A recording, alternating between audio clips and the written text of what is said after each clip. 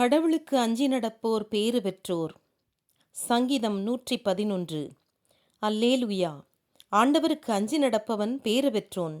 அவருடைய கட்டளைகளை நினைத்து அவன் இன்பம் கொள்வான். அவனுடைய சந்ததி பூவுலகில் வலிமை மிக்கதாயிருக்கும்.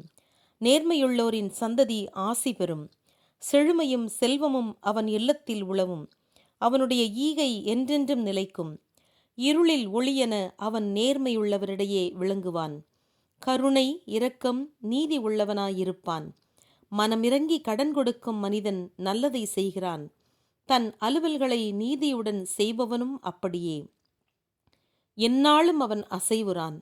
என்றென்றும் அவன் மக்கள் நினைவில் வாழ்வான். தீமையான செய்தி எதுவும் அவனை வருத்தத்துக்கு உள்ளாக்காது. அவன் இதயம் ஆண்டவரில் நம்பிக்கை வைத்து எதையும் தாங்கக்கூடியது. அவன் நெஞ்சம் நிலையாயிருக்கும். அவனுக்கு அச்சம் மேலிடாது. தன் எதிரிகள் சிதறுண்டு போவதை அவன் பார்ப்பான். ஏழைகளுக்கு பகிர்ந்தளிப்பான். அவனது ஈகை என்றென்றும் நிலைத்திருக்கும். அவனது வலிமை மகிமை பெற்று விளங்கும். பாவியோ அதை பார்த்து சினம் கொள்வான். பல்லை கடித்து கொண்டு தளர்வுறுவான். பாவிகள் ஆசையெல்லாம் அழியும். ஆமென்.